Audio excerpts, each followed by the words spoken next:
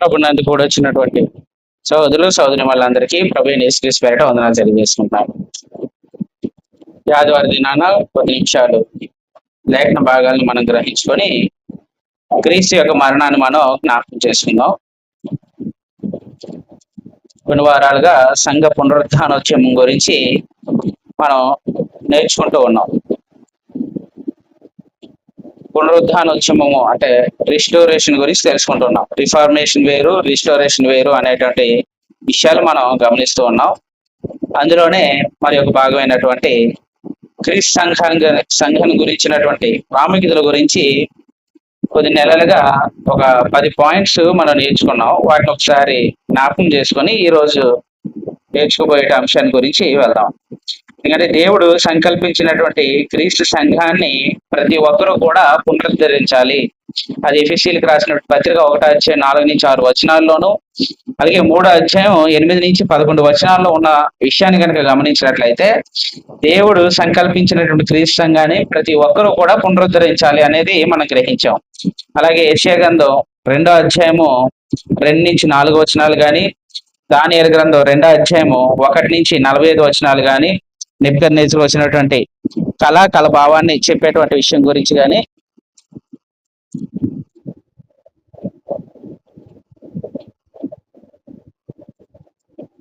నెబుకద్నెజరుకి వచ్చినటువంటి కళ భావాన్ని ఆ విషయాన్ని కనుక మనం గ్రహించినట్లయితే ప్రవక్తలు క్రీస్తు సంఘాన్ని గురించి ప్రవచించారని, అటువంటి క్రీస్తు సంఘాన్ని మనం పునరుద్ధరించాలనే విషయాన్ని మనం గ్రహించాలన్నమాట. తర్వాత మూడో విషయాన్ని కనుక మనం చూసుకున్నట్లయితే మత్తయి సువార్త 16:18 వచనం ప్రకారం యేసు ప్రభు వాగ్దానం చేసినటువంటి క్రీస్తు సంఘాన్ని ప్రతి ఒక్కరూ కూడా పునరుద్ధరించాల్సినటువంటి అవసరత ఉన్నది. అలాగే అపోస్తల కార్యాలు 2:1-47 వచనాల్లో మనం చూసుకున్నట్లయితే పరిశుద్ధాత్మ పరిచర్య ద్వారా క్రీస్తు సంఘాన్ని కట్టే విషయంలో పరిశుద్ధాత్ముడు ఎలాగ పనిచేశాడో ఆ విషయాన్ని గ్రహించి అటువంటి క్రీస్తు సంఘాన్ని మనం పునరుద్ధరించాల్సినటువంటి అవసరత ఎంతో ఉన్నది. అలాగే 5వ విషయాన్ని కనుక మనం చూసుకున్నట్లయితే అపోస్తల కార్యాలు 28వ వచనం ప్రకారం యేసు ప్రభు తన స్వరక్తం ఇచ్చి సంపాదించి కొనుక్కున్నటువంటి క్రీస్తు సంఘాన్ని ప్రతి ఒక్కరూ కూడా పునరుద్ధరించాలి అనేది కూడా మనం నేర్చుకున్నాం. 6వ విషయాన్ని కనుక మనం చూసుకున్నట్లయితే ఎఫెసీయులకు రాసిన పత్రిక 1:22-23 వచనాలు, ఆ 2 వచనాలు మనం చూసుకున్నట్లయితే యేసు ప్రభు శిరస్సై ఉన్నటువంటి క్రీస్తు సంఘాన్ని ప్రతి ఒక్కరూ కూడా పునరుద్ధరించాలి అనేది కూడా మనం నేర్చుకున్నాం. 7వ విషయాన్ని మనం చూసుకున్నట్లయితే ఎఫెసీయులకు రాసిన పత్రిక 3:14 వచనం కానీ, 1 కొరింథీ 3:9 కానీ మనం గ్రహించినట్లయితే సంఘం అనేది దేవుని కుటుంబంగా ఉన్నది కాబట్టి అటువంటి దేవుని కుటుంబం అయినటువంటి క్రీస్తు సంఘాన్ని ప్రతి ఒక్కరూ కూడా పునరుద్ధరించాల్సినటువంటి అవసరం ఉన్నది. అలాగే 8వ విషయాన్ని కనుక మనం చూసుకున్నట్లయితే 1 తిమోతి 3:15 ప్రకారం దేవుని మందిరమై ఉన్నటువంటి క్రీస్తు సంఘాన్ని పునరుద్ధరించాల్సినటువంటి అవసరం ఉన్నది. అలాగే దానియేలు 2:44 ప్రకారం దేవుని రాజ్యమై ఉన్నటువంటి క్రీస్తు సంఘాన్ని కూడా మనం పునరుద్ధరించాల్సినటువంటి అవసరం ఉంది. అలాగే క్రీస్తు శకం 33లో యెరూషలేములో ప్రారంభించబడినట్టు మొట్టమొదటి సంఘాన్ని పునరుద్ధరించాల్సినటువంటి అవసరం ఉన్నదని సుమారుగా ఒక 10 పాయింట్లని మనం ఒక 4 రోజుల పాటు నేర్చుకున్నాం. సంఘ పునరుద్ధరణ అంటే మరో సంఘాన్ని స్థాపించకుండా క్రీస్తు సంఘాన్ని స్థాపించాలి అనేది ప్రాముఖ్యమైన విషయం. పునరుద్ధరించేటప్పుడు ఒకసారి రిస్టోరేషన్ చేసేటప్పుడు ఏం చేయాలంటే మొత్తం పడగొట్టేసి మరలా కట్టాలి.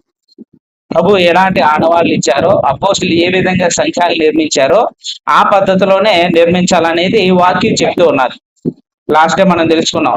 1800 సమయాల్లో కొంతమంది రిస్టోరేషన్ మూవ్మెంట్ స్టార్ట్ చేసినప్పుడు బైబిల్ ఎక్కడ మాట్లాడుతుందో అక్కడ మాట్లాడదాం, ఎక్కడ మాట్లాడట్లేదో అక్కడ మాట్లాడకుండా మౌనంగా ఉందామని చెప్పి బైబిల్ని చదువుతూ బైబిల్లో ఉన్న దాని ప్రకారం సంఘాలని వాళ్ళు నిర్మించుకుంటూ వచ్చారన్నమాట. అందులో మొట్టమొదటిసారి వాళ్ళు చేసింది ఏంటంటే పేరు విషయంలో, సంఘానికి ఉండేటువంటి పేరు విషయంలోని అప్పటికి చాలా పేర్లు అనేవి వచ్చేసాయి. అనేక వందల పేర్లు అనేవి వచ్చేసినాయి అన్నమాట. అందుకని వాళ్ళు ఏం చేశారంటే క్రీస్తు ప్రభు తన స్వరక్తం ఇచ్చి సంపాదించిన సంఘానికి క్రీస్తు పేరే ఉండాలి, ఏ వ్యక్తి పేర్లతోటి సంఘాలు పిలువబడకూడదు, అపోస్తుల పేరు మీద కూడా సంఘాన్ని పిలవకూడదని వాళ్ళు నిర్ణయం తీసుకొని సంఘానికి అంటే యెరూషలేములో క్రీస్తు సంఘం ఏర్పడినప్పుడు ఏ పేరు అయితే ఉందో అదే పేరు పెట్టుకొని వాళ్ళు సంఘాన్ని ప్రారంభించారన్నమాట. సో ఆ సంఘాన్ని ప్రారంభించేటప్పుడు ఆ సంఘం దేవుడు కుటుంబంగా ఉండాలని వాళ్ళు ఆలోచన చేశారు. దేవుడు తండ్రిగా పరిపాలన చేయాలనేది వాళ్ళు ఆలోచన చేశారు. క్రీస్తు ప్రభువు మనకి రక్షకుడుగా, ఒక అన్నగా ఆయన మనకి సహాయం చేశాడు. సంఘంలో ఉన్న మనందరం కూడా సహోదరులు సహోదరులుగా దేవుడి ప్రేమ కలిగి ఉండాలని వాళ్ళు మొట్టమొదట నిర్ణయం తీసుకున్నారన్నమాట. ఆ విధంగా పునరుద్ధరించాలని ప్రతి ఒక్కరూ కూడా ప్రయత్నం చేశారు. సంఘం దేవుని యొక్క కుటుంబంగా ఉండాలి, దేవుడు తండ్రిగా ఉండాలి, ప్రభు మనల్ని పరిపాలన చేయాలి, సహోదరులు సహోదరులు ప్రేమాంక్యతలు కలిగి ఉండాలి. అది పునరుద్ధరణ అంటే. అప్పట్లో ఆ సంఘాల్లో అటువంటివి ఏమీ లేవు మాట. అధికారం ఉంది, ఆధిపత్యం ఉన్నది, అవే ఉన్నాయి తప్ప ఒక కుటుంబంలాగా మెలిగేటువంటి పరిస్థితి లేదు కాబట్టి అలా ఉండాలని వారు ప్రయత్నం చేశారు. తర్వాత సంఘం క్రీస్తు శరీరంగా ఉండాలి, శిరస్సు క్రీస్తు మాత్రమే ఉండాలి.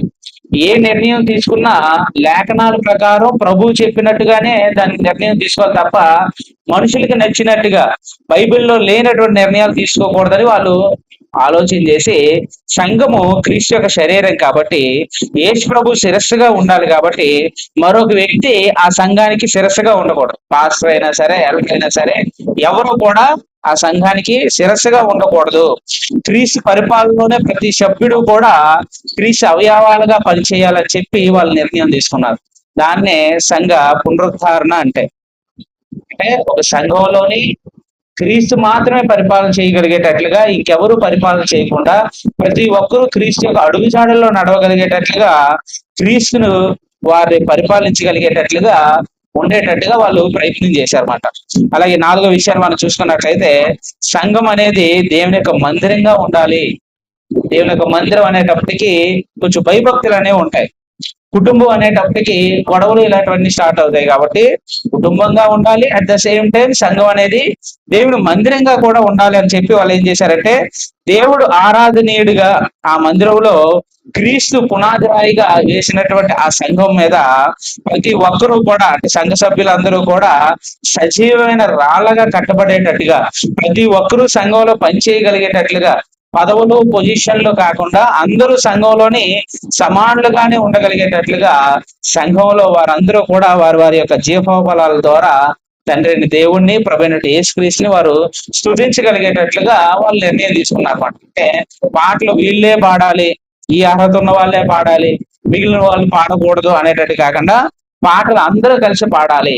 కొన్ని సంఘాల్లో పాటలు పాడేవాళ్ళు స్టేజీకి పాడతారండి, మిగతా వాళ్ళు దాన్ని వింటా ఉంటారు. మెల్లిగా వాళ్ళు పాడుకుంటారు కానీ గట్టిగా కూడా వాళ్ళు బయటికి పాడలేనటువంటి పరిస్థితి ఆ కాలంలో. అలా కాకుండా అందరూ సంఘంలో కూర్చొని సమానంగా పాడదాం, దేవుని స్తుతిద్దాం, ప్రభువుని మహింపరుద్దాం అని వాళ్ళు నిర్ణయాలు తీసుకున్నారు. సో సంఘ పునరుద్ధానంలో కొన్ని విషయాల్ని మనం ఆలోచించేద్దాం. అంటే సంఘం రిస్టోరేషన్ చేసేటప్పుడు వాళ్ళు తీసుకొచ్చినటువంటి మార్పులను కనుక మనం చూసుకున్నట్లయితే మత్తయి సువార్త 23వ అధ్యాయము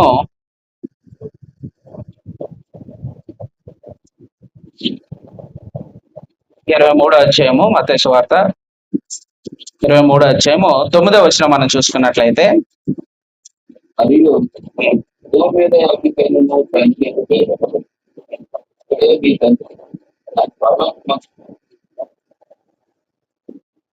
భూమి మీద ఎవనికి కూడా మరియు భూమి మీద ఎవనికి తండ్రి అని పేరు పెట్టవద్దు, ఒక్కడే మీ తండ్రి, ఆయన పరలోకమందు ఉన్నాడు. అంటే సంఘాల్లోని ఈ అధికారాలతో పాటు ఆధిపత్యాలతో పాటు ఈ గురువులు తండ్రులు అని పిలిపించుకునే సంస్కృతి అలవాటైంది మాట. అందుకని యేసుప్రభు వారు ఏం చెప్పారంటే, ముందుగానే శిష్యులకి వారు చెప్పిన మాట ఏంటంటే, యేసుప్రభు చెప్పిన మాట, భూమి మీద ఎవరిని కూడా తండ్రి అని పెట్టవద్దు, ఒక్కడే మీ తండ్రి, ఆయన ఎవరున్నారంటే పరలోకమందు ఉన్నాడు. అంటే మన తండ్రుల్ని భౌతికంగా పుట్టినటువంటి తండ్రిని తండ్రి అని పిలవద్దని అనడం లేదు. ఆత్మీయంగా ఇంకెవరిని కూడా మీరు తండ్రి అని పిలవకండి, ఎందుకంటే దేవుడు ఒక్కడే మీకు తండ్రిగా ఉండాలి. ఎందుకంటే ఇశ్రాయేలీయులు చేసినటువంటి పని ఏంటంటే, న్యాయాధిపతుల గ్రంథం చూసుకున్నట్లయితే లేవీయుల్లో కొంతమందిని తండ్రులుగా వారు భావించేవారండి. ఫర్ ఎగ్జాంపుల్ ఏలియా చనిపోయినప్పుడు ఎలీషా నా తండ్రి నా తండ్రి అని చెప్పి ఏడుస్తాడు అనమాట. అంటే వాళ్ళ తండ్రులుగా చూసేవారు. ఆ సంస్కృతి ఉంది కాబట్టి సంఘాల్లోని అప్పుడు ఉన్నటువంటి యెరూషలేములో ఉన్నటువంటి ఎవరైతే వాక్యాన్ని బోధించేవారో ఆ యాజకులను కూడా తండ్రిలాగా వీళ్ళు ఫీల్ అయ్యేవారు అనమాట.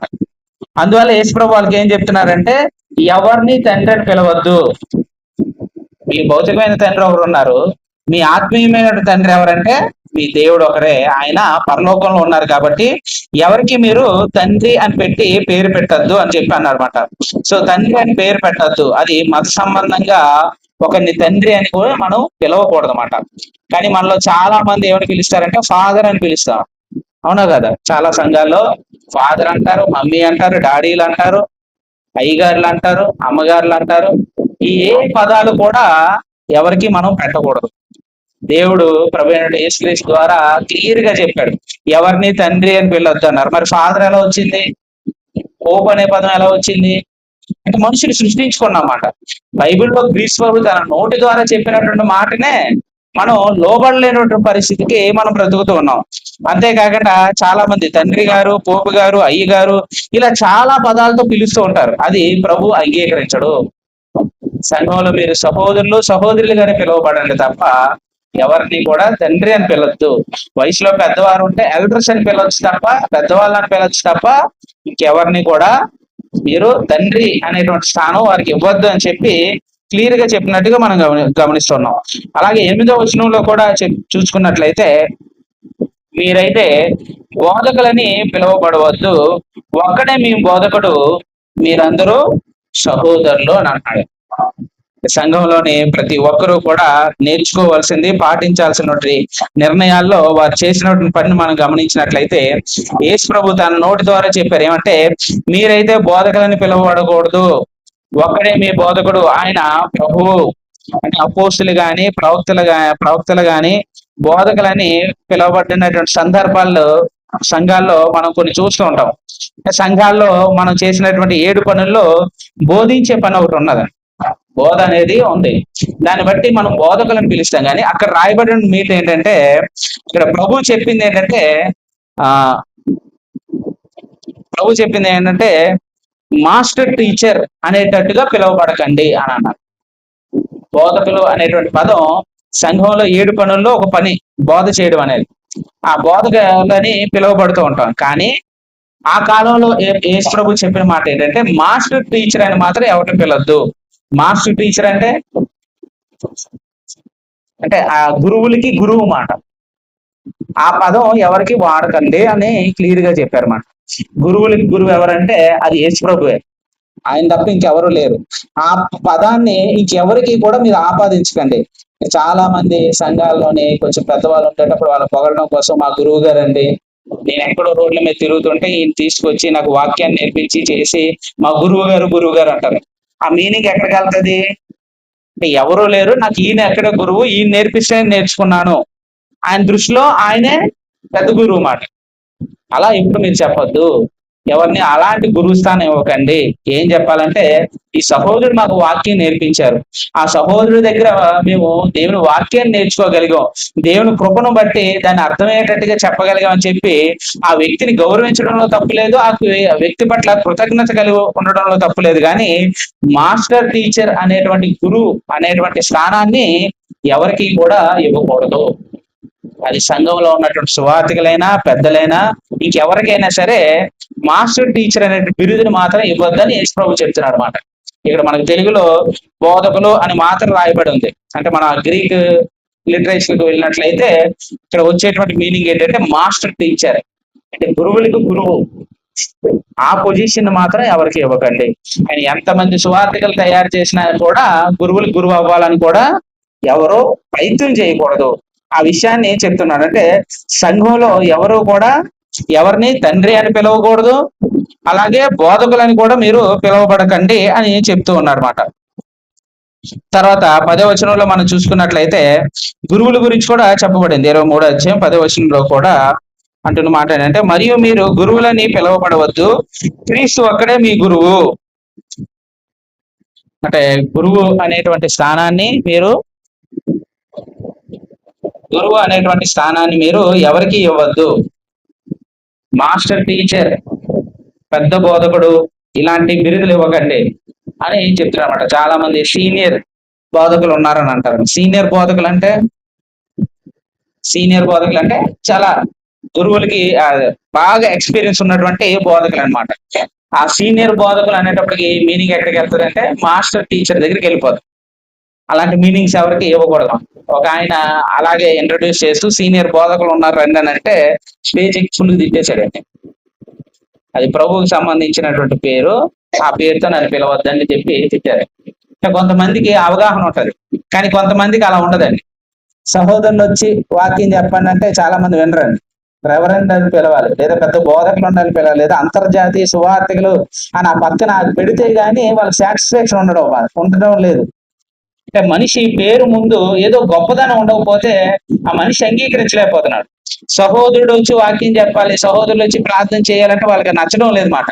పెద్దలు రావాలి అలాంటి ఈ గొప్పలు కోరుకునేది ఎక్కువ అవుతుంది అనమాట. అందుకే ప్రభు ఏమన్నారంటే ఎవరిని ప్రభు అని పిలవద్దు, అంటే మాస్టర్, టీచర్ అని ఎవరిని పిలవద్దు అన్నాడు.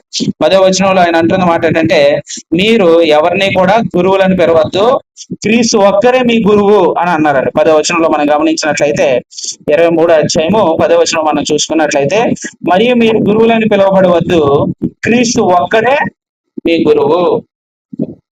మనకు వాక్యాన్ని నేర్పించగలిగేది, వాక్యాన్ని అర్థం చేసుకోగలిగేటట్టుగా జ్ఞానం ఇవ్వగలిగేది ఎవరంటే ప్రభువు మాత్రమే.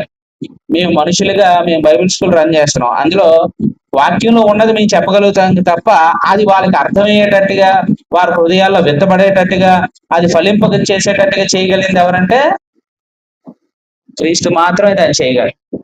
అలాంటిది అటువంటి సందర్భంలో ఏమంటారంటే మీరు ఎవరో కూడా గురువులని పిలవద్దు అని అన్నారు. అక్కడే 9వ వచనంలో మనకు చూసుకున్నట్లయితే 23:9 అంటున్న మాట ఏంటంటే మీరందరూ సహోదరులు. అంటే సంఘంలో దేవుని యొక్క కుటుంబం కాబట్టి, దేవుడు తండ్రిగా ఉన్నాడు కాబట్టి, క్రీస్తు జ్యేష్ఠ కుమారుడుగా ఉన్నాడు కాబట్టి మనందరం కూడా సహోదరులుగా ఉండాలనేది దేవుడు కోరుకుంటూ ఉన్నాడు. అది నేను మీకు ఇచ్చినటువంటి స్థానం.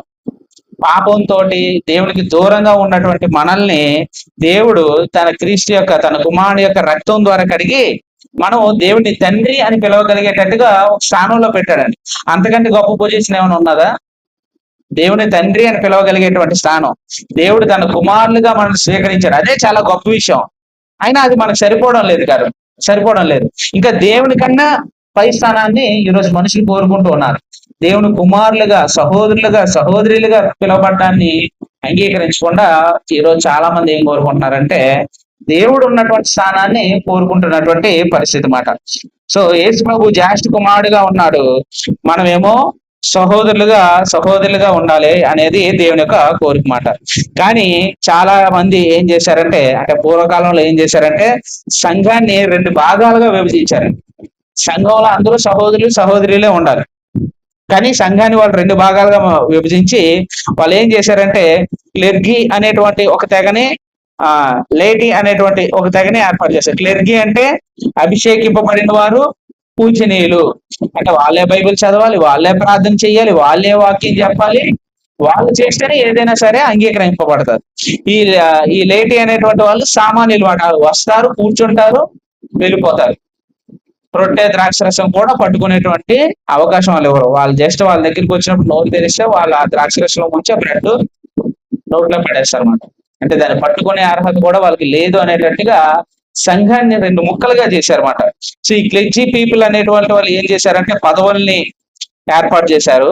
సామాన్యులకు ఆ పదవులు ఉండకుండా చేసి వాళ్ళు ఏం చేశారంటే దేవుని సంఘాన్ని కాకుండా క్రీస్తు సంఘంలో అందరినీ కూడా వేరు చేశారన్నమాట. ప్రభు ఏం చెప్తున్నాడంటే సంఘంలో అందరూ కూడా సమానంగా ఉండండి తప్ప ఎటువంటి గొప్ప పదవులను మీరు ఆశించద్దు. మీరు సహోదరుడు సహోదరి అని పిలువబడుతున్నారంటే అదే మీ గొప్ప అర్హత. మనకి రానటువంటి అర్హత, మనం ఆ అర్హతని పొందలేనటువంటి స్థితిలో మనకు ఆ అర్హతని ఉచితంగా ఇచ్చాడు. దాన్ని మనం కాపాడుకోవాలి తప్ప దానికి మించి ఇంకేది కోరుకోకుండా ఉండాలనేది దేవుడు కోరుకుంటూ ఉన్నటువంటి విషయం అన్నమాట. తర్వాత చూసుకున్నట్లయితే ఐదో పాయింట్ మనం చూసుకున్నట్లయితే రెవరెండ్ అనేటువంటి పదాన్ని మనం రెగ్యులర్ గా చూస్తూ ఉంటాం. దేవుడు ఒక్కడే రెవరెండ్ అనేది మనం గ్రహించాలి. సంఘంలో దేవుని యొక్క కుటుంబం అయితే ఆ కుటుంబంలోని పదవులు ఉంటాయా? కుటుంబాల్లో పదవులు ఉండవండి, బాధ్యతలు ఉంటాయి, రిలేషన్షిప్స్ ఉంటాయి, పదవులు ఉండవండి. సో ప్రస్తుత సంఘాల్లోని చూసుకున్నట్లయితే రెవరెండ్ అనే పదవి చాలా ఎక్కువగా వాడుతూ ఉంటారు. అసలు రెవరెండ్ అనే పదానికి అర్థం ఏంటి? ఎవరికైనా ఐడియా ఉందా? ఎక్కడ ఉన్నదండి? పూజింపదగిన వాడు అంట. ఎక్కడ ఉన్నది అది? బైబిల్ ఎక్కడ కనపడుతుంది? కీర్తన గ్రంథం 111 అధ్యాయము 9వ వచనంలో చివరిన ఉంటదండి.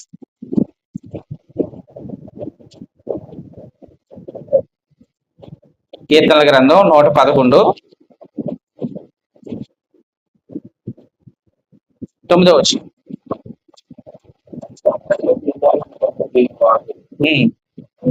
నిబంధన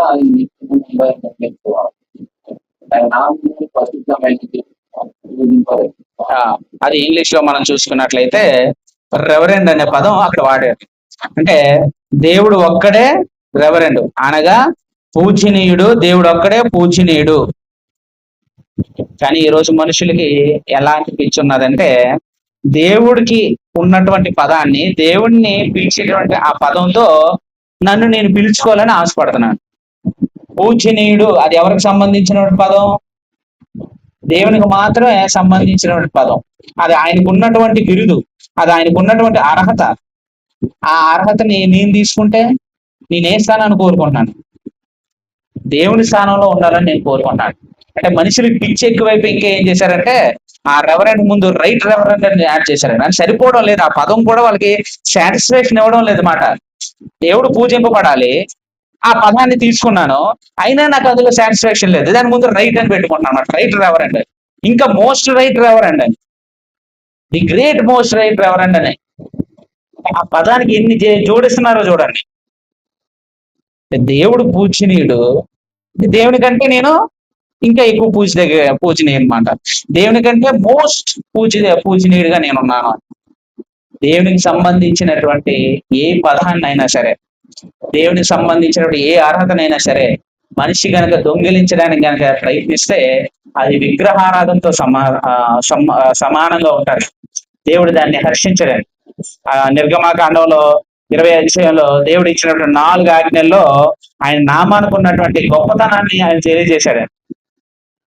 ఆయన ఎంత గొప్ప నామమో ఆ నామాన్ని వ్యర్థంగా ఉచ్చరిస్తే దేవుడు వారి మీద ఎలా తీరుస్తాడో కూడా చెప్పాడు. కానీ ఆ నామానికి సంబంధించినటువంటిది, ఆ నామానికి ఆపాదించే పదాలు ఈరోజు చాలా మంది క్రైస్తవులు ఏం చేస్తున్నారంటే వారి పేర్ల పక్కన రెవరెండ్ అని పెట్టుకుంటున్నారు. చాలా ఇప్పుడు ఆంధ్రలో కానీ తమిళనాడులో కానీ మ్యారేజ్ లైసెన్స్ రావాలంటే పక్కన రెవరెండ్ అని ఉంటే ఇస్తారండి, లేదంటే ఎవరు దాని విలువ తెలిసిన పెట్టుకోవడానికి భయపడాలి. కానీ ఆ రెవరెండ్ అనే హోదా ఉండాలి. అంటే పూజనీయుడికి మాత్రమే వివాహం చేసే అర్హత ఉన్నది. మేము వివాహం చేయడం లేదు, జస్ట్ నడిపిస్తున్నాం. వివాహం చేసేది ఎవరంటే దేవుడు జతపరుస్తున్నాడు. ప్రభు ఆ వివాహాన్ని జరిపిస్తున్నారు, మేము జస్ట్ మీడియేటర్లమే. మరి మనం ఎందుకు ఆ పదాల కోసం ఆశపడుతున్నాం? దేవుడు కోరుకున్నటువంటి సంఘంలోని దేవునికి మించిన స్థానాన్ని కోరుకుంటున్నారు అన్నమాట. ఈరోజు చాలా మంది సువార్థికులు కానీ, పాస్టర్లు కానీ, పిలువబడేవారు కానీ, పెద్దలని పిలువబడేవారు కానీ వాళ్ళు ఏం కోరుకుంటున్నారంటే దేవుని కంటే మాకు గొప్ప స్థానం కావాలి. దేవుడు కేవలం రెవరెండ్ అనే పదమే వాడారు, నేను అంతకంటే గొప్పగా వాడుకుంటాను, అంతకంటే గొప్పగా నేను మహిమపరుచుకుంటానని చెప్పి ఈరోజు సంఘాల్లోని విగ్రహారాధన జరగగలిగేటట్లుగా దేవుడు పక్కన పెట్టేసి దేవుని స్థానంలో ఈరోజు చాలా మంది బోధకులు నిల్చుంటున్నారు. వాళ్ళ స్టేజ్లు చూసుకున్నా వాళ్ళు వస్తే వాళ్ళ వెనకాతల పెద్ద పెద్ద పొగలేసుకొని వాళ్ళు హైలైట్ చేసుకుంటూ వస్తున్నారు అనమాట. వాక్యం కోసం ఎవరు రావడం లేదు, వ్యక్తి కోసం వచ్చే వాళ్ళు ఉన్నారు, వ్యక్తిని పూజించడం కోసం వచ్చే వాళ్ళు ఉన్నారు. ఆరాధనకు వచ్చేది దేవుణ్ణి ఆరాధించడానికి, దేవుని మనం పూజించడానికి మనం ఇక్కడికి వస్తున్నాం తప్ప సువార్తికనో అక్కడ చెప్పే వాళ్ళనో పూజించడం మనం రావడం లేదు. అది మనం గుర్తుపెట్టుకోవాలి. అట్లాగా వాళ్ళు చేశారన్నమాట. తర్వాత మనం గమనించినట్లయితే ఆరో విషయాన్ని మనం గమనించినట్లయితే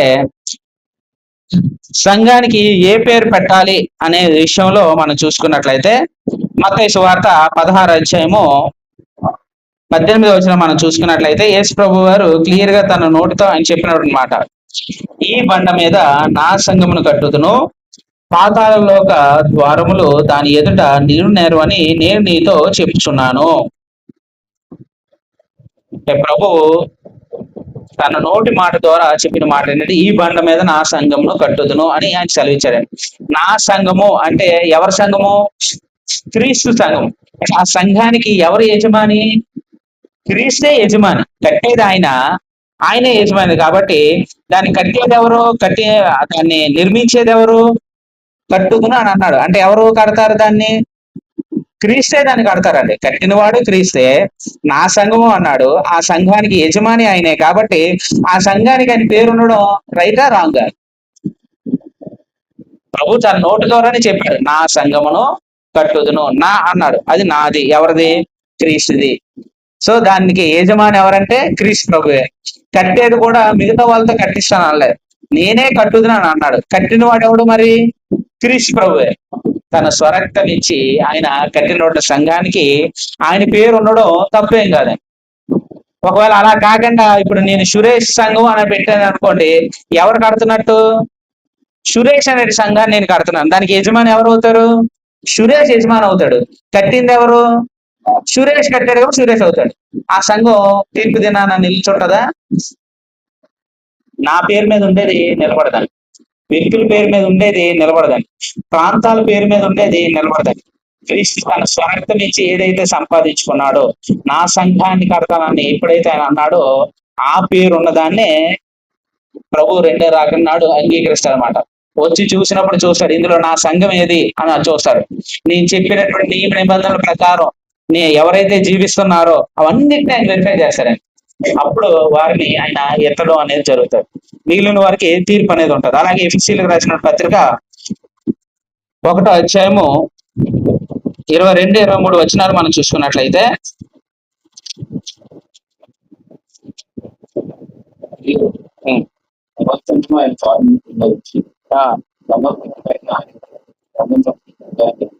మరియు సమస్తమును ఆయన పాదముల కింద ఉంచి, ఏంటి?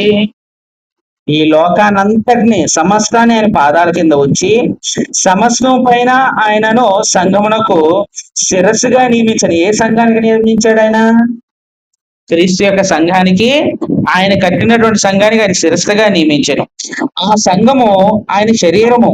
ఏమంట? ఆ సంఘము క్రీస్తు యొక్క శరీరము.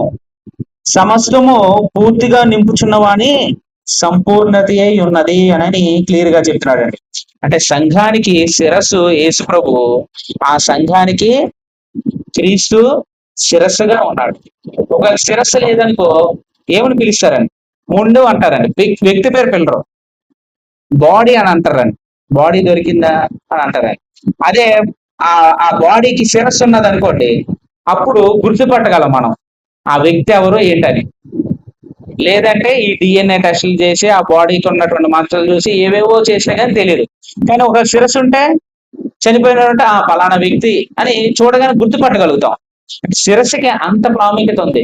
ఈ రోజు ఆ శిరస్సునే తీసేసి నేను తగిలించుకుంటే, నా పేరు తగిలించుకుంటే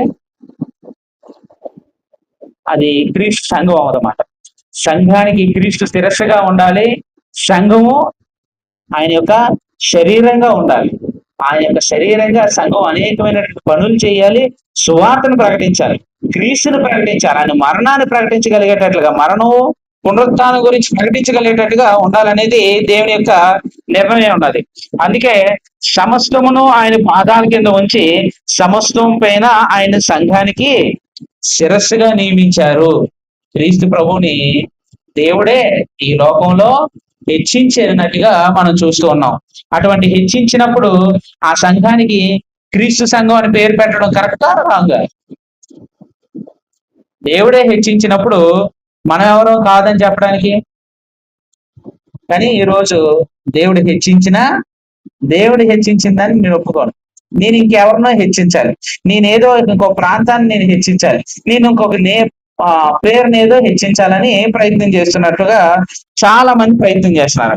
తర్వాత మూడో విషయాన్ని మనం చూసుకున్నట్లయితే ఎఫెసీయులకు రాసిన పత్రిక 5వ అధ్యాయం 22 నుంచి 33 వచనాల్లో చూసుకున్నట్లయితే అక్కడ భార్యాభర్తల గురించి, వారికి ఉన్నటువంటి సంబంధాన్ని గురించి అక్కడ వివరిస్తున్నారండి.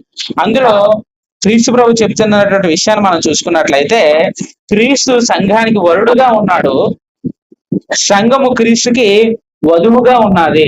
స్త్రీకి శిరస్సు పురుషుడు, పురుషుడికి శిరస్సు క్రీస్తు అని అక్కడ చెప్పబడుతుందండి. అంటే స్త్రీ పురుషుడికి లోబడాలి, పురుషుడు ఎవరికి లోబడాలి? స్త్రీకి లోబడాలా భార్యకి? స్త్రీ పురుషుడికి లోబడాలి, భార్య భర్తకు లోబడాలి. భర్త ఎవరికి లోబడాలి? ఇప్పుడు అన్ని మ్యూచువల్ అండర్స్టాండింగ్ కదా, నువ్వు నాకు లోబడితే నేను నీకు లోబడతా, నువ్వు నన్ను ప్రేమిస్తే నేను ప్రేమిస్తా. ప్రతిదీ కూడా మ్యూచువల్ అండర్స్టాండింగ్ మీద వెళ్తుంది మాట. నువ్వు నన్ను ఎలా చూస్తే నేను నన్ను అలా చూస్తా, నువ్వు మా వాళ్ళని ఎలా చూస్తే నేను మీ ఆత్మ వాళ్ళు అలా చూస్తా, ఇలా వెళ్తుందని. కానీ వాక్యం ఏం చెప్తుందంటే, స్త్రీకి శిరస్సు పురుషుడు, పురుషుడికి శిరస్సు క్రీస్తు, క్రీస్తుకి శిరస్సు ఎవరంటే దేవుడు, దేవుడైనటువంటి యెహోవా. సో సంఘాన్ని ఆయన ఏ విధంగా చేశారంటే, సంఘానికి క్రీస్తుకి ఉన్నటువంటి రిలేషన్ ని భార్యాభర్తల రిలేషన్ తోటి ఆయన పోల్చాడండి. సంఘము ఆయనకి ప్రదానం చేయబడింది, ఎంగేజ్మెంట్ అయ్యింది. వివాహం ఎప్పుడు? తీర్పు దినాన వివాహం జరుగుతుంది. అంతవరకు సంఘం ఏం చేయాలంట? క్రీస్తుకు లోబడి జీవించాలి. పురుషులు క్రీస్తు మాటకి లోబడి జీవించాలి, ఆ పురుషులకి భార్యలో లోబడి ఉండాలనేది ఆయన కోరుకుంటూ ఉన్నాడు. సో క్రీస్తు శిరస్సుగా ఉన్నాడు కాబట్టి, క్రీస్తుకు అందరూ లోబడాలి కాబట్టి ఆ సంఘానికి క్రీస్తు సంఘం అని మనం పేరు పెట్టాం. చాలా మంది అడుగుతారు, ఎందుకు క్రీస్తు సంఘమే పెడతారు అని అడిగిన దానికి ఇన్ని ఎక్స్ప్లెనేషన్స్ ఉన్నాయన్నమాట. ఇప్పుడు క్రీస్తు సంఘం అని పెట్టడానికి ఇన్ని వచనాలు మనం తీసి చూపిస్తున్నాం. ఇంకో సంఘం ఉన్నది, దానికి వచనం చూపించారంటే, ఫర్ ఎగ్జాంపుల్ బ్యాప్టిస్ట్ ఎక్కడుంది బైబిల్లో పదం? ఎక్కడి నుంచి తీసుకొచ్చే ఆ పదాన్ని చూపించగలరు? ఆ పదం ఎక్కడ కనబడదండి బైబిల్లో వెతికిన. ఏ వ్యక్తి పేరు కూడా బైబిల్లో కనబడదండి. దేవుడు క్రీస్తు ప్రభుని ఆ విధంగా హెచ్చించాడు. స్త్రీకి శిరస్సు పురుషుడు ఎలాగో, పురుషుడికి శిరస్సు క్రీస్తు ఎలాగో, ఆ క్రీస్తుని ఈ లోకం మీద ఆయన మహింపరిచాడు.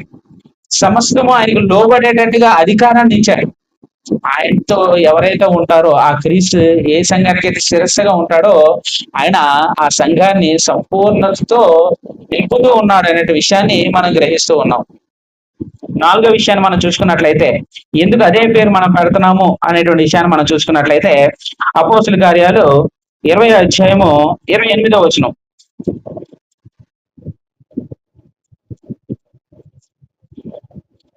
అపోస్తుల కార్యాలు 20వ అధ్యాయము 28వ వచనం. దేవుడు తన స్వరక్తం ఇచ్చి సంపాదించిన తన సంఘమును కాయటకు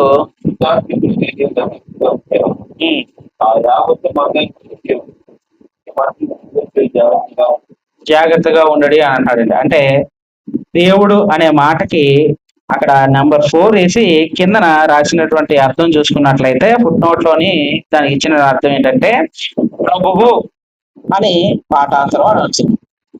దేవుడు అనే పదానికి ఫుట్ నోట్ లో నెంబర్ 4 వేసి చూసుకున్నట్లయితే ప్రభు అంటే, ప్రభువు తన స్వరక్తం ఇచ్చి సంపాదించినటువంటి సంఘం, ఆ సంఘానికి క్రీస్తు సంఘము అని పేరు పెట్టడం జరిగింది. ఈ రోజు సంఘానికి కట్టే విషయంలో నేనేమైనా రక్తం దారబోసానా? నేనేమైనా రక్తం చిందించానా? రక్తం చిందించింది ఎవరు? ప్రభు. తన స్వరక్తం ఇచ్చి సంపాదించుకున్నటువంటి సంఘానికి ఆయన పేరు ఉండడంలో ఎలాంటి తప్పు లేదు.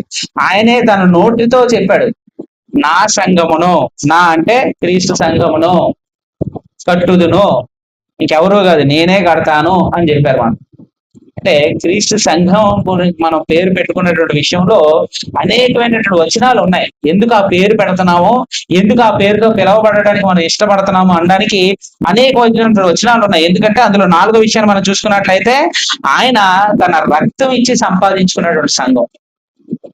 మనల్నందరినీ ఆ రక్తంలో కడగబడడం ద్వారా ఆయన యొక్క స్వాస్యంగా మనందరం కూడా ఉన్నాం. ఆయన పొందగలిగాడు. ఆయన మనందరి మీద ప్రభువుగా పరిపాలన చేసేటువంటి అధికారం కలిగిన వాడు. ఆ అధికారం కలిగిన వాడికి ఆ పేరు పెట్టుకునేటువంటి అర్హత ఉంది. వేరే పేరు పెట్టుకుంటే ప్రభు దాన్ని అంగీకరించాడు. నేను రక్తం గార్చానా, నువ్వు రక్తం గార్చావని తీర్పుదేనా అని నన్ను అడుగుతాడు మాట. నీకోసం శ్రమ అనిపించింది ఎవడు, నీకోసం వేదన అనిపించింది ఎవడు? నా తండ్రి అన్ని భూలోకంలో ఉన్నటువంటి అన్ని నామాల కన్నా గొప్ప నామంగా నన్ను హెచ్చించినటువంటి నా తండ్రికే నువ్వేం చేస్తున్నావంటే నా పేరు కాకుండా నీకు నచ్చినట్టుగా ఏవో పేర్లు పెట్టుకుంటున్నావు అని చెప్తున్నటువంటి సందర్భం. బైబిల్లో మనం క్రొత్త నిబంధనలు చూసుకున్నట్లయితే క్రీస్తు సంఘము అనేటువంటి పేరు చూస్తాం, తర్వాత దేవుని సంఘము అని కూడా చూస్తాం. ఎక్కువగా వాడబడినటువంటి పదం ఏంటంటే దేవుని సంఘం అనే మాట ఎక్కువగా వాడబడింది. సో చాలా మంది ఏమంటారంటే దేవుని సంఘం అని కూడా పెట్టుకోవచ్చు కదండి అని అంటారు. దేవుని సంఘం అని కూడా అంటే church of God, church of Christ ఎందుకు చర్చ్ ఆఫ్ గాడ్ కూడా పెట్టుకోవచ్చు కదా అనేటువంటి డౌట్ ఉండొచ్చు. పెట్టుకోవడంలో తప్పులేదు. కానీ చాలా మంది 1800 సంవత్సరాల్లోనే మనం చూసుకున్నట్లయితే చర్చ్ ఆఫ్ గాడ్ అనేటువంటి ఒక డినామినేషన్ కూడా తయారైపోయింది. మనం చూసుకున్నట్లయితే 1826లో చర్చ్ ఆఫ్ గాడ్ అనేది ఇంగ్లాండ్ లో స్టార్ట్ చేశారు. దాన్ని స్టార్ట్ చేసినటువంటి వ్యక్తి ఎవరంటే జాన్ వెన్ బ్రేసర్ అనేటువంటి వ్యక్తి దాన్ని కూడా స్టార్ట్ చేశాడు. ఆల్రెడీ ఒక ప్రోడక్ట్ అనేది లాంచ్ అయిపోయింది అన్నమాట ఆ పేరు మీద, ఒక డినామినేషన్ అనేది. ఇప్పుడు నేను ఆ పేరు పెట్టుకున్నాను అనుకో, ఎవరు కాపీ అంటారు? ఆ ఆర్గనైజేషన్ సంబంధించిన వాడిని అనుకుంటారు. అందుకనే ఆ పేరుని క్రీస్తు సంఘాల వాళ్ళు ఎక్కువగా సజెస్ట్ చేయడం లేదన్నమాట. ఎందుకంటే ఆ పేరు మీద ఆల్రెడీ డినామినేషన్స్ అనేవి ప్రారంభమయ్యాయి కాబట్టి ఆ పేరు పెట్టుకుంటే మనల్ని కూడా అందులోనే చూస్తారని. ఎందుకు క్రీస్తు సంఘం మొదటి నుంచి ఉన్నారు కదా, తండ్రి అని దేవుడే ఆ నామాన్ని హెచ్చించాడు కాబట్టి ఆ పదంతో ఆ పేరుతోనే మనం పిలువబడడానికి ఇష్టపడుతున్నాం. క్రీస్తు సంఘానికి ప్రపంచం అంతటా చూసుకున్నట్లయితే ఒక రికగ్నైజేషన్ ఉందండి. వాళ్ళ వాక్యాన్ని సత్యం ఉన్నట్టుగా బోధిస్తారు అనేటువంటిది ప్రపంచం అంతటికీ తెలిసినటువంటి విషయం. అలాగే అందరికీ తెలిసినటువంటిది మనందరం తెలుసుకోవాల్సింది ఏంటంటే సత్యాన్ని సత్యంగా బోధిస్తాం కానీ సత్యం ప్రకారం మనం జీవించాం. ఈ సంఘాలు ఉన్నటువంటి మైనస్ కూడా అదే. డినామినేషన్స్ ఉన్నటువంటి భక్తి, డినామినేషన్ లో ఉన్నటువంటి ఆసక్తి, డినామినేషన్ వాళ్ళకు ఉన్నటువంటి దేవుని సేవ చేయాలన్నట్టు కోరిక, వాళ్ళ దగ్గర సత్యం లేదు. కానీ ఇవన్నీ ఉన్నాయి. మన దగ్గర సత్యం ఉంది కానీ మనకేమైందంటే సత్యం మనల్ని స్వతంత్రులుగా చేస్తుంది. వాళ్ళ బానిసత్వంలో బ్రతుకుతున్నారు, ఇంకా ధర్మశాస్త్రంలోనే బ్రతుకుతున్నారు. వాళ్ళకి ఆ భక్తి ఉన్నది కానీ సత్యం మనల్ని స్వతంత్రం చేసేసింది కాబట్టి నా ఇష్టానుసారంగా బ్రతుకుతున్నాను అనేటువంటి పరిస్థితిలో మనం బ్రతుకుతూ ఉన్నాం అన్నమాట. తర్వాత మనం గమనించినట్లయితే 1 కొరింథీయులకు రాసిన పత్రిక 3వ అధ్యాయము 13వ వచనం కనుక మనం చూసుకున్నట్లయితే 1 కొరింథీ 3వ అధ్యాయం 13వ వచనం.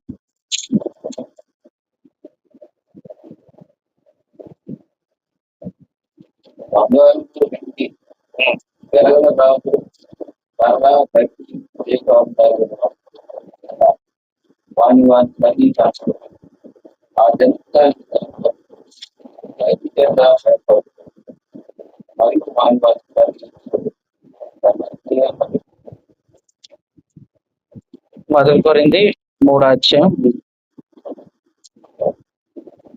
14వ వచనం.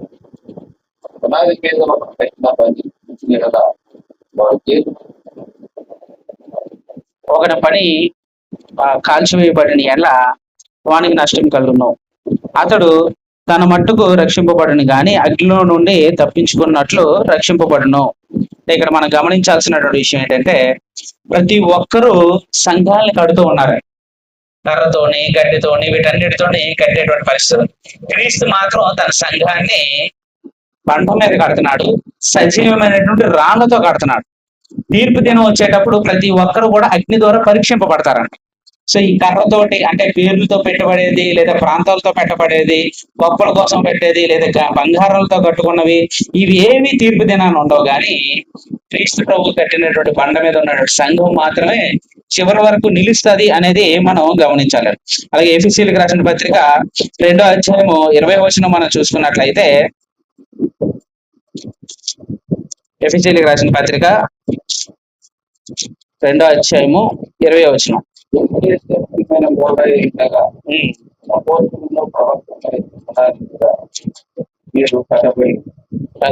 అంటే ఆ సంఘం మూలరాయి ఎవరంట? క్రీస్తు ప్రభువే మూలరాయి వేశారు. వేసినప్పుడు ఆ మూలరాయి మీద ఇంకెవరి ద్వారా కట్టబడ్డారంట? అపోస్తులు. చదవండి మరలా ఆ వచనాన్ని. ఎఫెసీ 2:20. క్రీస్తు యేసే ముఖ్యమైనటువంటి మూలరాయి ఉండగా క్రీస్తు మీద కట్టబడి, అంటే సంఘంగా మనం సజీవమైన రాళ్ళగా కట్టబడుతూ ఉన్నాము. అంటే ముఖ్యమైన మూలరాయి క్రీస్తు ప్రభువే కాబట్టి ఆ సంఘానికి క్రీస్తు సంఘం అని చెప్తున్నాం. అంటే క్రీస్తు సంఘము అని పిలువబడడానికి మనం చూసుకున్నట్లయితే క్రీస్తు ప్రభు తన నోటి నుండి ఆయన చెప్పారు. ఏమని? నా నా సంఘమును కట్టుదును అన్నాడు. కట్టేవాడు ఆయనే, సంఘము ఆయనే. కాబట్టి ఆ క్రీస్తు సంఘం అని మనం పిలువబడడానికి ఇష్టపడుతూ ఉన్నాం. ఎఫెసీయులకు రాసిన పత్రిక 1వ అధ్యాయం 22-23 వచనాల ప్రకారం ఆ సంఘానికి శిరస్సు ఆయనే, ప్రభువు ఆయనే ఉంటారు. మనము క్రీస్తు యొక్క శరీరంగా ఉంటాము అనేటువంటి విషయాన్ని తెలుసుకున్నాం. ఎఫెసీయులకు రాసిన పత్రిక 5వ అధ్యాయం 22 నుంచి మనం చూసుకున్నట్లయితే సంఘానికి శిరస్సు క్రీస్తే అనేటువంటి విషయాన్ని మనం గమనించాము.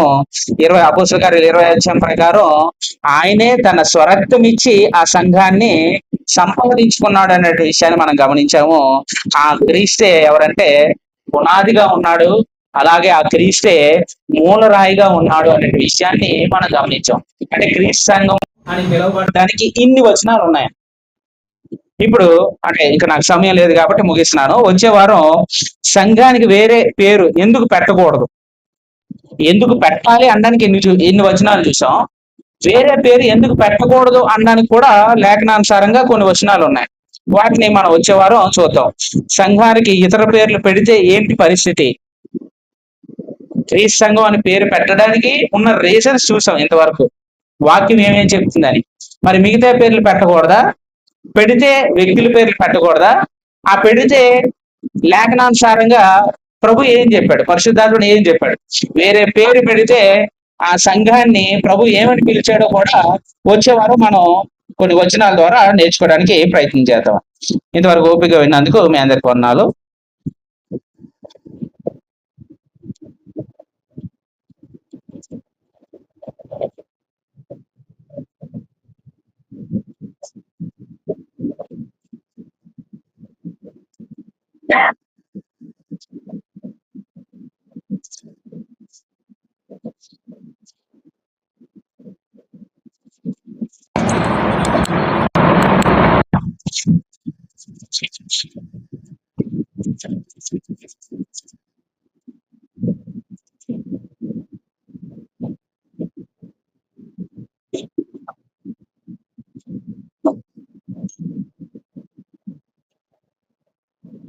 పుస్తకాల ద్వారా మనం మంచి వాక్యాన్ని మనం బోధించే సహోదరులు.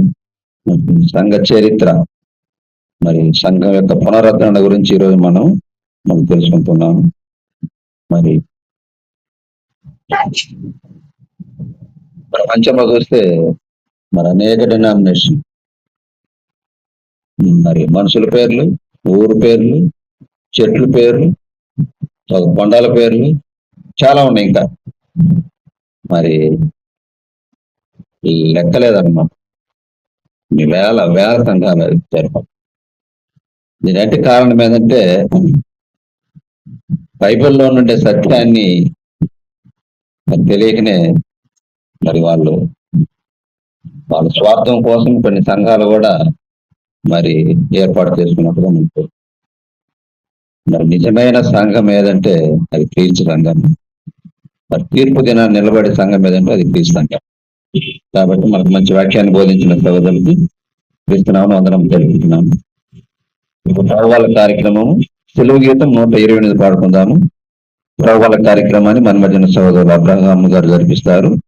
రొట్టె కొరకు సహోదరులు తిరుపతయ్య, ద్రాక్షరసం కొరకు సహోదరులు విజయ సిద్ధంగా ఉండాలని మనం కోరుచున్నాం. Song number 128.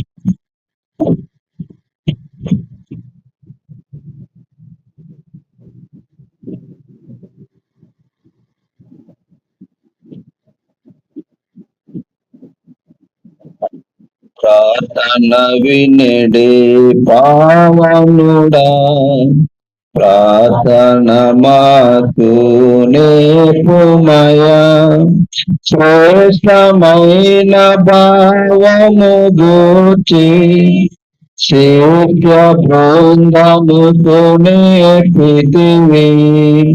శ్రేష్టమైన భావము గూర్చి శిష్య బృందముకు నేర్పితివి.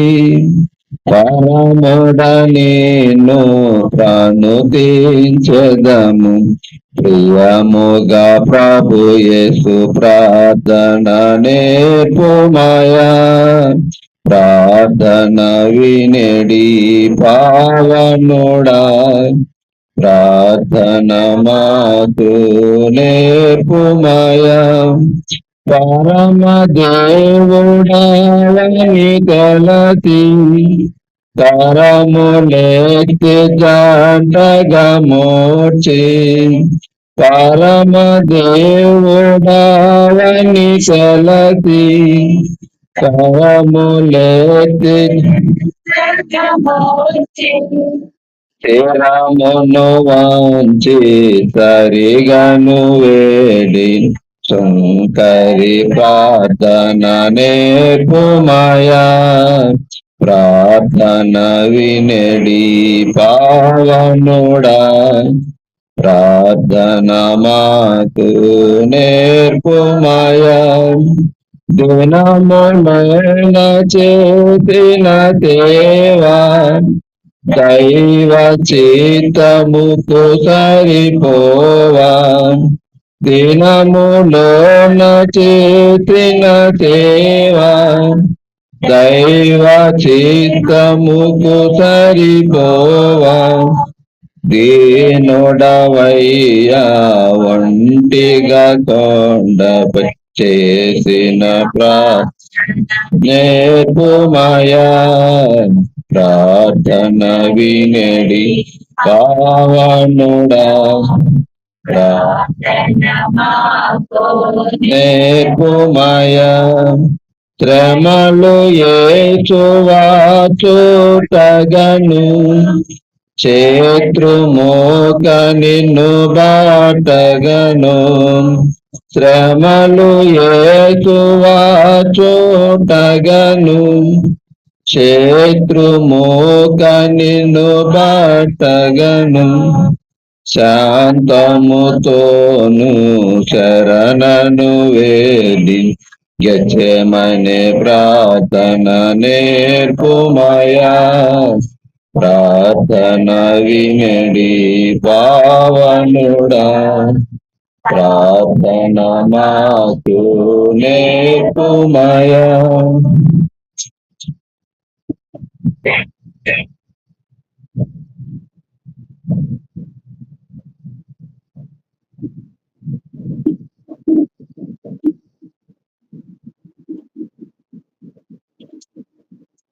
అందరికీ వందనాలు. చాలా ప్రాముఖ్యమైన ఘటానికి వచ్చిన్నాం. మా ప్రభువైన యేసుక్రీస్తుని జ్ఞాపకం చేసుకునే సమయము. మన మనసులో ప్రభు యొక్క త్యాగాన్ని పైన కేంద్రీకరించి ఒకవేళ కార్యక్రమంలోకి ముందుకు సాగుదాం. 1 కొరింథీ 11వ అధ్యాయము 23వ వచనములో చెప్పబడిన రీతిగా సోదరులు చదవలసినది కోరుతున్నాను. 1 కొరింథీ 11వ అధ్యాయము 23వ వచనం. నేను మీకు అప్పగించిన దాన్ని ప్రమాణ పొందుకుని ప్రభువైన యేసు తన అప్పగింపబడిన రాజకీయ ప్రయత్నించుకొని కృతజ్ఞతాస్తుతులు చెల్లించి దాని గురించి మీ కొరకైన నాకు దేవం జ్ఞాపకం చేసుకుంటూ దేవుని చేయడం చెప్పారు. ఆ ప్రకారమే భోజనం మీరు పిమ్మట ఆయన పాత్రను ఎంచుకుని ఈ పాత్ర నా రక్తంలో కొత్త నిబంధన. దీనిలోని త్రాగినప్పుడల్లా అది జ్ఞాపకం చేసుకుని చేయడానికి నేను రొట్టెని ఈ పాత్రలోని త్రాగినప్పుడల్లా ప్రభు వచ్చి వారికి ఆయన మరణం ప్రచురిస్తుంది. ప్రభు వచ్చే వరకు ఆయన మరణాన్ని మనము ప్రచురిస్తూ ఉంది. ఇప్పటి వరకు సోదరులు చాలా విషయాలు మనకు తెలియజేశాడు కదా, సంఘాలు ఏ విధంగా ఏర్పరచబడ్డాయి. అయితే మనం ఏంటంటే మనం ఒక లక్కీ, ఎందుకంటే మనము సరైన త్రోవలోనే మనము ఉన్నాం. ఇప్పుడు ఎగ్జాంపుల్ చెప్పాలంటే మామూలుగా చాలా ట్రైన్స్ ఉన్నాయి. సరైన ట్రైన్ ఎక్కితేనే మన కరెక్ట్ అయిన డెస్టినేషన్కి మనము చేరగలం. మారి ఎక్కామనుకోండి, ఎగ్జాంపుల్ నేనే ఏం చేశానంటే ఒకసారి మన ట్రైన్ ఎక్కేసి సెంట్రల్కి పోవాలని చెప్పి ఎక్కాను. బై మిస్టేక్ ఆ ట్రైన్ కాదు, నేను సరిగ్గా చూసుకున్నాక ఎక్కేది బీచ్కి పోయే ట్రైన్ ఎక్కేసి అట్లా వెళ్ళిపోతా ఉంది బండి. సో మన డెస్టినేషన్ నేను ఎక్కడికైతే ఎక్కడ పోవాలనుకున్నానో అది మారిపోయింది. కానీ ఇక్కడ మనమైతే సరైన పెట్టే ఎక్కున్నాం, సరైన ట్రైనే ఎక్కున్నాం. మన డెస్టినేషన్ వచ్చేసి మనకు బాగా తెలుసు, పరలోకం అనేది. అప్పుడు ఆ ట్రైన్ లో మనము జర్నీ చేస్తున్నాము, మన డెస్టినేషన్ మనకు అర్థమైంది. మనము ట్రైన్ కి ఎక్కాలంటే మనము టికెట్ తీసుకోవాలి. ఆ టికెట్ వచ్చేసి మనం ఆల్రెడీ బాప్తిసం ద్వారా తీసుకుని ఉన్నాం. ఎఫెసీయులు రాసిన పత్రిక 1వ అధ్యాయము 13వ వచనం చూసినట్లయితే, ఇరులో సత్యవాక్యమును అనగా ఈ రక్షణ సువార్తని విని క్రీస్తునందు విశ్వాసం వాగ్దానం చేయబడిన ఆత్మచేతం కలిపవచ్చు. ఆత్మచేత మనము ముద్రింపబడి ఉన్నాం. You are sealed with the holy spirit of promise అనేసి. సో మనము సరైన టికెట్ తీసుకొని ఉన్నాము, మనము ప్రాపర్ గా ప్రయాణం చేస్తున్నాం కాబట్టి మన డెస్టినేషన్ మనకు తెలుసు కాబట్టి మనము దేవుని చిత్త ప్రకారంగా జీవిస్తూ ఆయన ఏదైతే మనల్ని ఆశిస్తున్నాడో ఆ విధంగా ఈ లోకంలో జీవించినట్లయితే ఖచ్చితంగా మనము మన డెస్టినేషన్ మనము చేరగలము. కొన్ని మిగతా వచ్చిన చదువు 1 కొరింథీ 11:23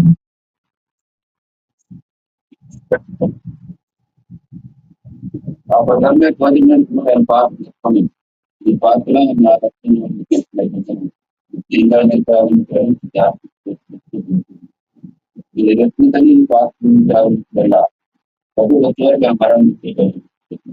కాబట్టి ఎవడు అయోగ్యంగా లేక ఆయన పాత్రలోనికి రాదు, వాడు ప్రవేశ శరీరంతో కూర్చో కాదు. కాబట్టి ప్రతి మనసుకు కొంత అలా చేశారు ఆ పాత్రలోకి రాదు. ప్రభు శరీరం అని వివేచించిన తీసుకురాదు, వాడు శిక్షావిని తోడు తీసుకురాదు.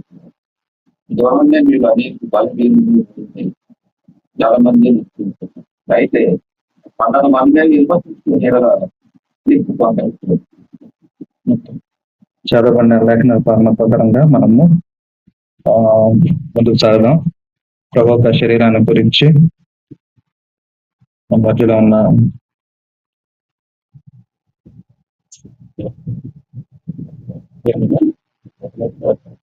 రొట్టె కొరకు తిరుపతి గారు వచ్చి ప్రార్థన చేయవలసిందిగా కోరుచున్నాం.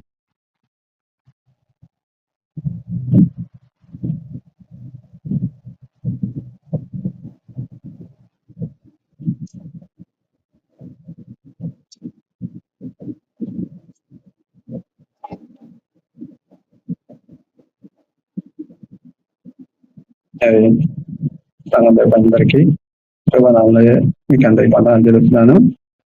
మరి ప్రార్థన చేస్తున్న ముందు ఒక 2 మాటలు మాట్లాడతాను. ఎందుకంటే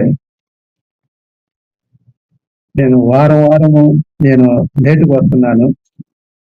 ఎందుకంటే ఇక్కడికి వచ్చి పవిత్రమానం మరి అశుద్ధ పరిశుద్ధం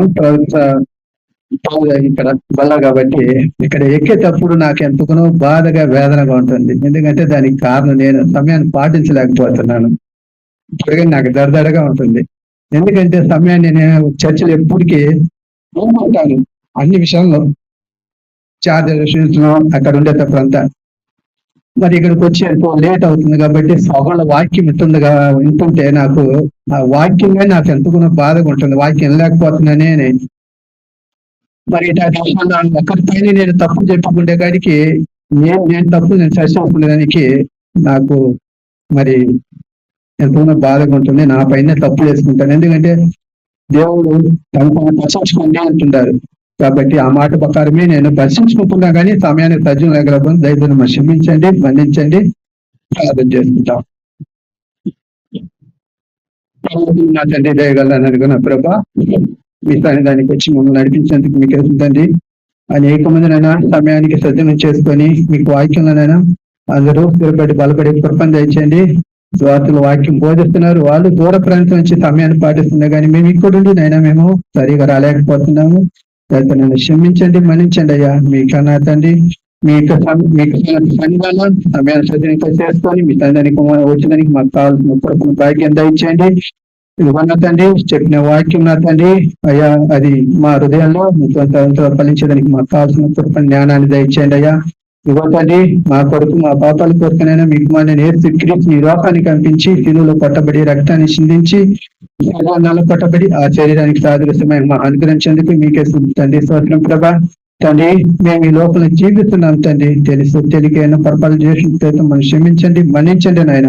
మీకు ఆగిలి మేము చేయి వేటుకు ముందు నాయన మేము స్పర్శించుకొని మీకు ఆగిలి చేయి వేటుకు తండ్రి ఏ నుంచి రాబోయే మీరే తోడి నీడగా ఉండి నడిపించి మీరే మహిమ పొందుకోమని ఈ ప్రార్థన మీకు మాడు మా పేరచ్చుకుడు యేసు పరిస్థితి నామూలి ప్రార్థన మీకు సమర్పించి వేడుకుంటున్నాం మా పరలోకన మా తండ్రి. ఆమేన్.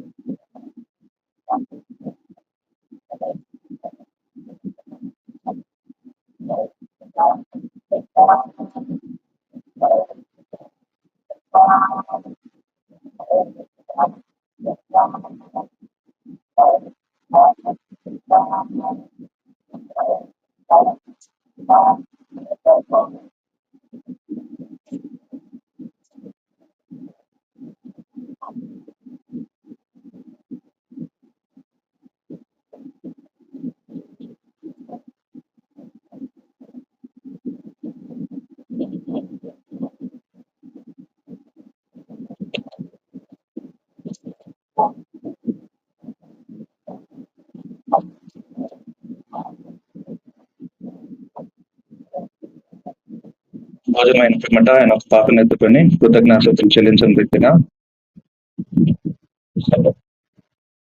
రసపాత్ర కొరకు సోదరులు విజయ్ గారు వచ్చి ప్రార్థన చేసింది.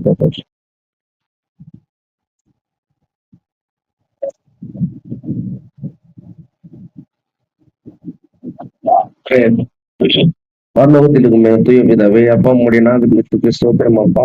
அப்பா எங்களை எந்த நாள் வரைக்கும் பார்த்து வழிநடத்தி வந்ததுக்கும் நன்றி அப்பா. அப்பா சண்டே அதுமா ஆராதனைகளை கலந்துங்க நிறைய ஆசீர்வாதிங்க. இதுல ஒரு முக்கியமான காரியமாக கர்த்தருடைய பந்திக்காக ப்ரேயர் பண்றோம்ப்பா. நாங்க ஏதாவது தவறுகள் செஞ்சிருந்தா மன்னிச்சிடுங்க. நாங்க மறுபடியும் அது தவறுகள் செய்யாத மாதிரி எங்களை பார்த்து வழிநடத்துங்க. இதை நாங்க வெறும் ரசம் நினைக்காம உங்களுடைய குமாரன இயேசு கிறிஸ்து ரத்தம்னு நினைச்சிட்டு பயத்தோடையும் பக்தியோடையும் இதுல நாங்க பங்கு பெறணும்பா. நாங்க ஏதாவது தப்பு செஞ்சுதான் எங்களை மன்னிச்சிடுங்க. இயேசு கிறிஸ்து நாமத்தில் ஜெபிக்கிறேன் ஜீவனோட நல்ல பிதாவே, ஆமென்.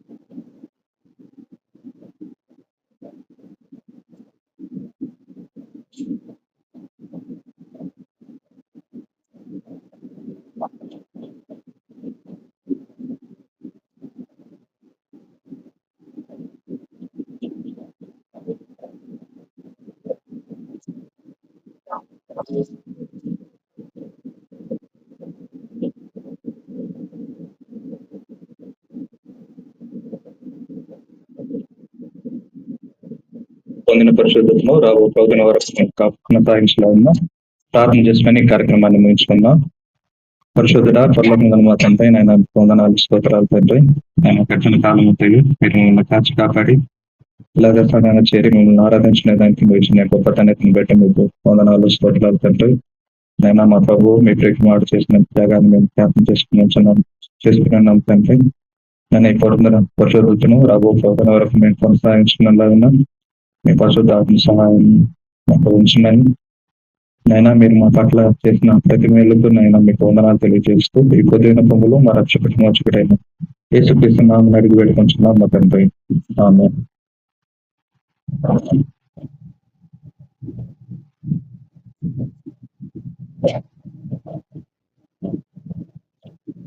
కొన్ని హెచ్చరికల ద్వారా ప్రవబల కార్యక్రమం జరిపించిన సహోదరులకి పంచిపెట్టడానికి సహకరించిన సహోదరులకి క్రీస్తునామమున తర్వాత కానుకలు పాట నంబర్ 348 కానుకలు కోరు చేయవారు సహోదరులు రవి, కానుకల నిమిత్తం రవి ప్రార్థించాలని కోరుతున్నాం. సంతోషముతో చెడి వారిని ఎంతో దేవుడు ప్రేమించి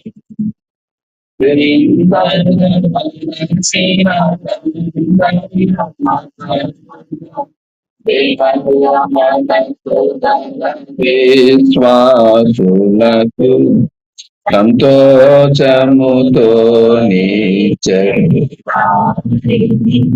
ఎంతో దేవుడు ప్రేమించు అత్యాసక్తితో నడిక ప్రేమతో నందకాల జనులందరకు సత్య సువార్తను చాటించుటకై సతతము తిరిగడి సద్భక్తులకు సంతోషముతో నీచడి వారిని ఎంతో దేవుడు ప్రేమించు. పరలోకము అమ్మ తండ్రి, ఈ నామ పరిశుద్ధ పోషుడు కాక నిశ్చితం పరలోకం మందు నెరవేర్చున్నట్లు భూమి మీద నెరవేరును కాక. అదే తండ్రి సమయంలో కూడుకొని సమయంలో మాకు మంచి ఆరోగ్యం నుంచి ఈ సమయానికి నడిపించినందుకు వందనాలు తండ్రి. అదే తండ్రి పండుగ గురించి జ్ఞాపకం చేసిన తండ్రి, కొంచెం విద్వారు కొంచెం పంట పోయిన ధారాళంగా విద్వారు ధారాళంగా పంట పోయిన ఉంటుంది. అదే మరి మాకు ధారాళంగా ఇచ్చని తిరిగి జ్ఞానం చేసిందండి. కానుకలు ఇచ్చిన ప్రతి ఒక్క హస్తాన్ని దీవించి ఆస్వాదించండి. పూజ చేసిన కానుకలు సంఘ అభివృద్ధి వారి గురించి జ్ఞానం చేసింది. ప్రార్థన ఈ పిలుపులను యేసుక్రీస్తు నామములో వేడుకున్నాం తండ్రి. ఆమేన్.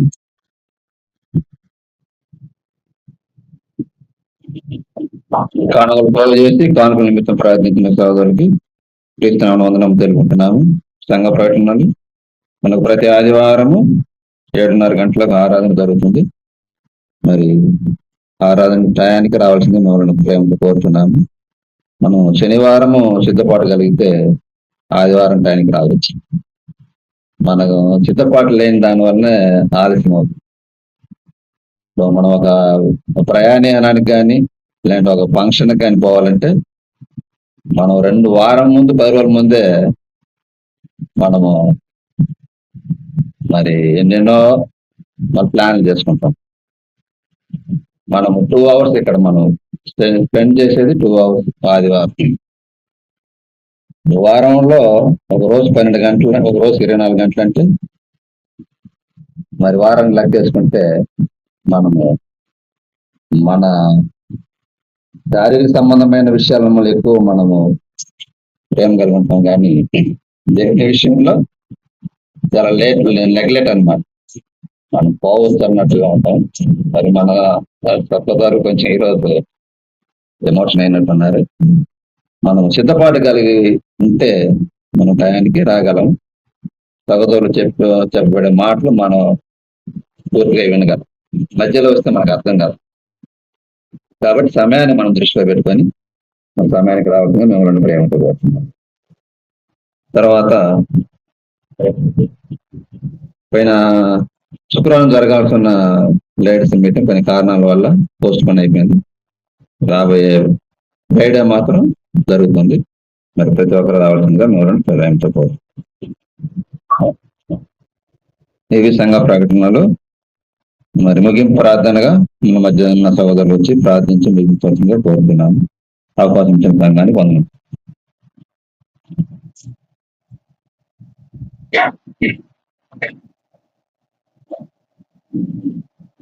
కార్యక్రమాన్ని నడిపించే సహోదరులకు వందనలు తెలియజేస్తున్నాండి.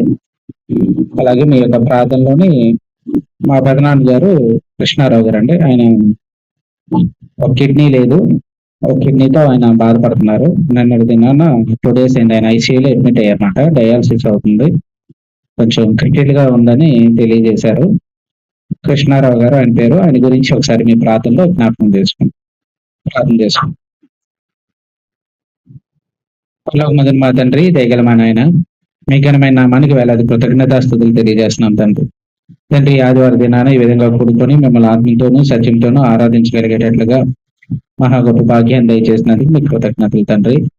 తండ్రి, ఇప్పుడు వచ్చిన వారందరినీ పేరు పేరున దీవించండి, ఆశీర్వదించండి. వారు చేసిన పనిలో మీ తోడుగా దయచేయండి. ఎవరికైనా అనారోగ్య పరిస్థితులు ఉంటే వారికి స్వస్థ దయచేయమని వేడుకుంటున్నాం తండ్రి. తండ్రి, సంఘ చరిత్ర గురించి మేము ధ్యానం చేస్తూ ఉన్నాం తండ్రి. సంఘాన్ని పునరుద్ధరించేటువంటి విషయంలో ఆది క్రైస్తవులు ఏ విధంగా సత్యాన్ని ప్రకటించారో అదే విషయంలో మీ అందరం కూడా అటువంటి ఆసక్తి కలిగి సంఘాన్ని పునరుద్ధరించగలిగేటట్లుగాను, సత్యానుసారంగా మేము జీవించగలిగేటట్లుగాను, సత్యాన్ని అనుసరించి మేము బ్రతకగలిగేటట్లుగాను, మీ కుమారుడు స్వార్థం ఇచ్చి సంపాదించిన సంఘంలో మీ అందరం కూడా జీవము కలిగినటువంటి సజీవమైన రాళ్ళగా మేము పనిచేయగలిగేటట్లుగాను మీ కృప మాపై దయచేయమని వేడుకుంటున్నాం తండ్రి. మీ యొక్క వాక్యంలో మేము అందరం ఎదగలిగేటట్లుగా సహాయం దయచేయమని వేడుకుంటున్నాం తండ్రి. తండ్రి, ఎవరికైనా అనారోగ్యం ఉంటే వారికి స్వస్థత దయచేయండి. మరి ముఖ్యంగా కృష్ణారావు గారి గురించి ప్రార్థిస్తున్నాం తండ్రి. ఆయనకు ఉన్నటువంటి అనారోగ్య పరిస్థితులు తండ్రి, ఆయన హాస్పిటల్లో ట్రీట్మెంట్ తీసుకుంటుండగా మీ కృప దయచేయండి. వైద్యులకి జ్ఞానం దయచేయమని వేడుకుంటున్నాం తండ్రి. స్వస్థం దయచేయమని వేడుకుంటున్నాం తండ్రి. తండ్రి, మీ కృపలో సంఘం సంఖ్యలోను నాణ్యతలోను దినదినము అభివృద్ధి చెందగలిగేటట్లుగా సహాయం దయచేయమని వేడుకుంటున్నాం తండ్రి. వాక్యాన్ని మేము వింటూ వాక్యానుసారంగా జీవిస్తూ మా యొక్క జీవితాలను మేము మార్చుకుంటూ అనేకులకు మేము మాదిరిగా జీవించగలిగేటట్లుగాను సత్యాన్ని బోధించగలిగేటువంటి ఆసక్తిని మాకు దయచేయమని మీ యొక్క తోడు కృప మాపై దయచేయమని వేడుకుంటున్నాం తండ్రి. ఈ దినాశ్రదాలు మాపై దయచేయండి. మీ కృపలో మమ్మల్ని భద్రపరచమని వేడుకుంటున్నాం తండ్రి. ఇటువంటి శాతాన్ శోధనలు మా గృహాలకు ప్రవేశించకుండా మీ ప్రేమ తోడు ఐక్యత ఎల్లప్పుడూ మాపై దయచేయమని చిన్న ప్రార్థన చేస్తున్నామని అడిగి వేడుకుంటున్నాం తండ్రి. ఆమేన్. అందరికీ వందనాలు.